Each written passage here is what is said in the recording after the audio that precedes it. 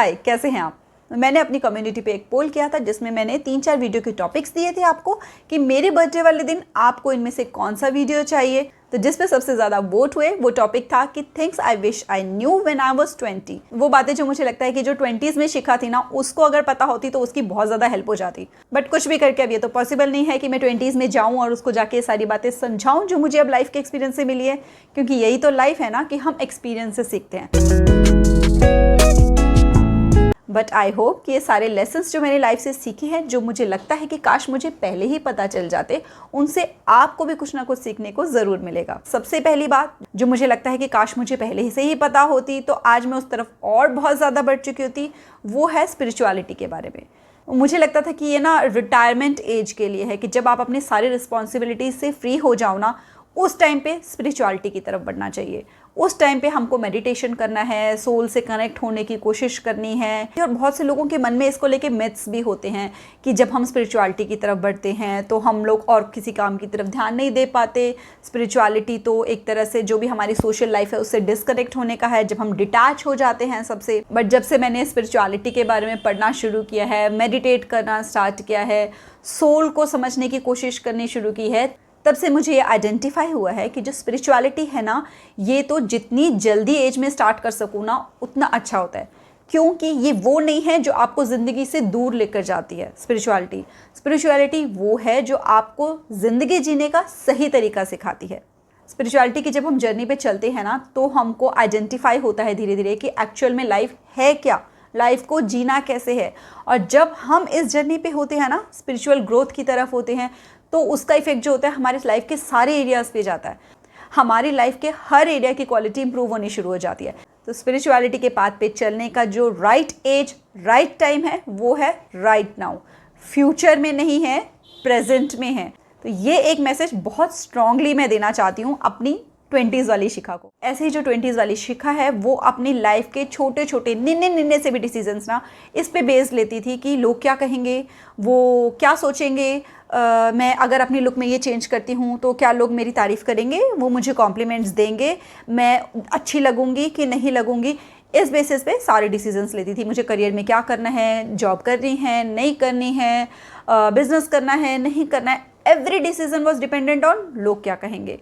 तो इसी का एक एग्जाम्पल ये है कि मेरे ना बचपन से बहुत लॉन्ग हेयर थे और उनकी वजह से ना मुझे बहुत सारे कॉम्प्लीमेंट्स मिलते थे कि तुम्हारे तो हेयर बहुत सुंदर है, बहुत सुंदर है। धीरे धीरे क्या हुआ कि मुझे जो हेयर है ना, मेरे लॉन्ग हेयर, उनको मैनेज करने में, उनको हैंडल करने में बहुत ज़्यादा प्रॉब्लम होती थी। बट स्टिल मैं अपने जो हेयर हैं उनको शॉर्ट कट करने का डिसीज़न नहीं ले पा रही थी, क्योंकि मुझे लगता था कि पता नहीं मैं कैसी लगूंगी।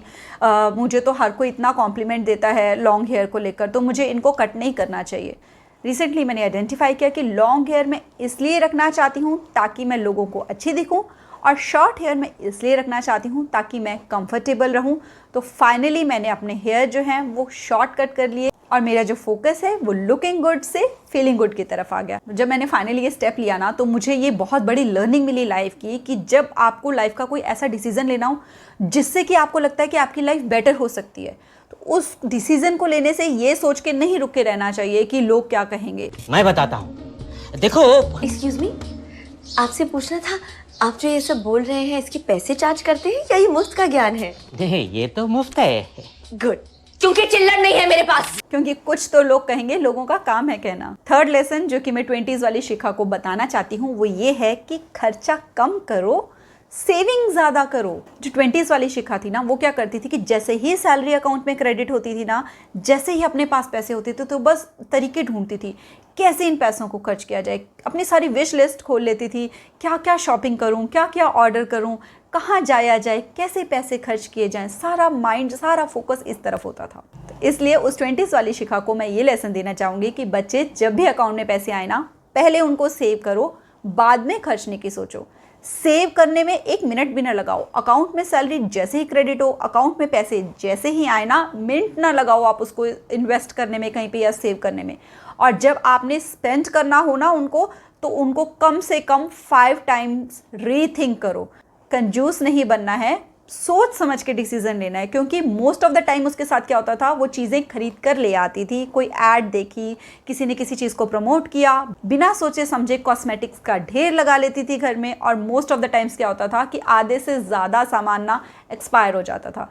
ऐसे ही जो कपड़े हैं वो बिना सोचे समझे खरीद कर लाती थी, और उनमें से आधे से ज़्यादा जो होते थे वो कभी भी नहीं डलते थे। और ये लेसन मैंने सीखा जब मैंने मिनिमलिज्म की जर्नी स्टार्ट की। तो मिनिमलिज्म की जर्नी मैंने स्टार्ट की है, मुझे बहुत टाइम लग जाएगा आई नो फाइनली अब मिनिमलिस्ट बनने में, बट स्टिल इसकी जब मैंने जर्नी स्टार्ट की है तो इसका सबसे पहला लेसन मैंने यही सीखा है कि जो मनी आए उसको पहले सेव करो, बाद में उसको खर्च करो। क्योंकि जब आपके पास सेविंग्स और इन्वेस्टमेंट होती है ना, तो एक तरह से आप फाइनेंशियली फ्री रहते हो, आपके ऊपर बर्डन नहीं रहता। लाइफ में कैसे भी अप्स एंड डाउन्स आते चले जाएं, जो कि हमने बहुत ज़्यादा सीखा है कोविड टाइम्स में। जब मैं 20s में थी ना, तो मुझे हमेशा ये लगता था कि काश मैं लड़का होती, अगर कोई रीबर्थ जैसी चीज़ होती है तो मैं अगले जन्म में लड़का बन के ही आऊँ। मुझे ऐसा लगता था कि लड़की बनने के ना बहुत सारे डीमेरिट्स हैं, बहुत सारी लिमिटेशंस होती हैं लड़कियों की लाइफ में, क्योंकि मुझे ऐसा लगता था कि because of being a girl बहुत सारी लिमिटेशंस हैं लाइफ में, बहुत कुछ करना चाहती हूँ, but just because I am a girl I am not able to do that. हमारी चोरियां चोरों से कम है क्या? बट मुझे ऐसा लगता था, बट राइट नाउ ऐसा नहीं है। अगर यूनिवर्स मुझे हर लाइफ में लड़की बनाकर यहाँ भेजता है तो I am happy with that. इसलिए नहीं कि मुझे ऐसा लगता है कि लड़कियां सुपीरियर होती हैं लड़कों से, बट इसलिए क्योंकि मुझे ऐसा लगता है कि जो भी लेसन्स मैंने लाइफ के सीखे हैं ना एज अ गर्ल, वो शायद एज अ बॉय मैं नहीं सीख पाती, और मैं बाकी सारी फीमेल्स को इतना स्ट्रांगली अपना ये मैसेज जो है वो कन्वे नहीं कर पाती कि हमें खुद से प्यार करना भी सीखना है।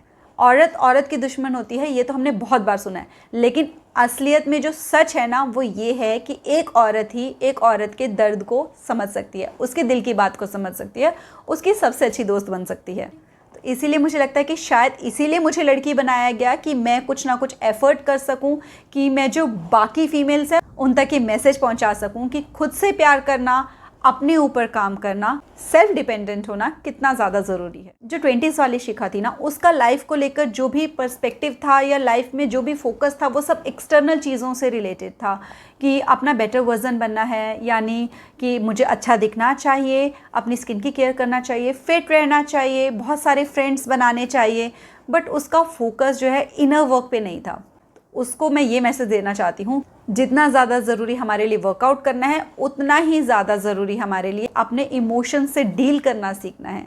जितना ज़्यादा ज़रूरी हमारे लिए बहुत सारे फ्रेंड्स बनाना है, उतना ही ज़्यादा ज़रूरी हमारे लिए खुद का बेस्ट फ्रेंड बनना है। 20s वाली शिखा को ये लगता था कि करियर बनाने का मतलब होता है सिर्फ जॉब करना। उसको ये लगता था कि MBA करके जॉब करनी है, BCom करके जॉब करनी है, PhD करके जॉब करनी है, और जॉब के अलावा उसके पास कोई ऑप्शन नहीं है, जिसकी वजह से मैं जो डिफरेंट टाइप्स ऑफ करियर हो सकते थे उनको एक्सप्लोर करने से थोड़ा सा झिझक जाती थी।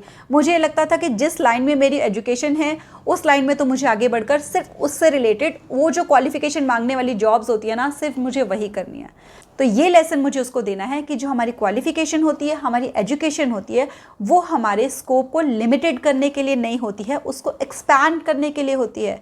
हम उस क्वालिफिकेशन को, उस एजुकेशन को कई जगह पे अप्लाई कर सकते हैं। जैसे कि मैंने MBA किया और मैंने PhD की, तो मैंने रिसर्च भी सीखी और बिज़नेस के बारे में बहुत सारी बातें सीखी।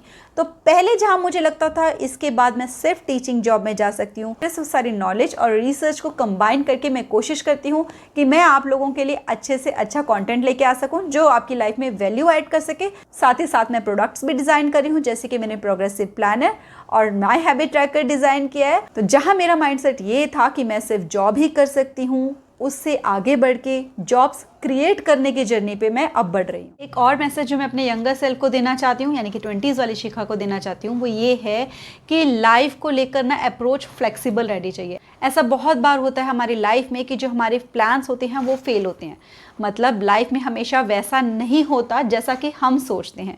बहुत बार कुछ अनएक्सपेक्टेड होता है लाइफ में। 20s वाली जो शिखा थी वो ऐसी सिचुएशंस में बहुत ज़्यादा परेशान हो जाती थी जब जो प्लान है उसके सेट किए हुए वो फेल हो जाते थे।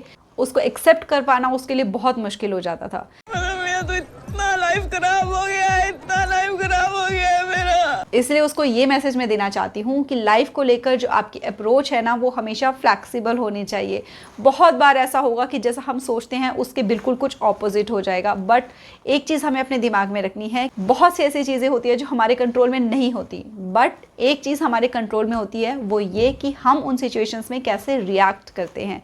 तो हमको मूव ऑन करते रहना है। अगर हमारी लाइफ को लेके जो अप्रोच है वो फ्लेक्सिबल रहेगी तो हम लाइफ में हमेशा ग्रो कर सकते हैं। तो मैंने 20s वाली शिखा के साथ जो भी लेसन्स शेयर किए हैं, अगर आप उनके साथ रिलेट कर सकते हो या आपको वो पसंद आए हैं तो वीडियो को लाइक ज़रूर करना। और इन केस आप मेरे चैनल पे आज पहली बार आए हैं, मेरा पहला वीडियो आपने देखा है, तो मैं हूँ डॉक्टर शिखा और इस चैनल पे मैं ऐसे ही वीडियोस अपलोड करती हूँ जो आपकी क्वालिटी ऑफ लाइफ को इम्प्रूव करने में और आपको आपके हायर सेल्फ के साथ कनेक्ट कराने में सपोर्ट करते हैं। तो चैनल को सब्सक्राइब करके नोटिफिकेशन बेल पे क्लिक करना बिल्कुल भी मत भूलना, ताकि आप मेरी इस फैमिली का पार्ट बन सकें। तो मिलते हैं नेक्स्ट वीडियो में। Till then stay blessed, stay smiling, नमस्ते।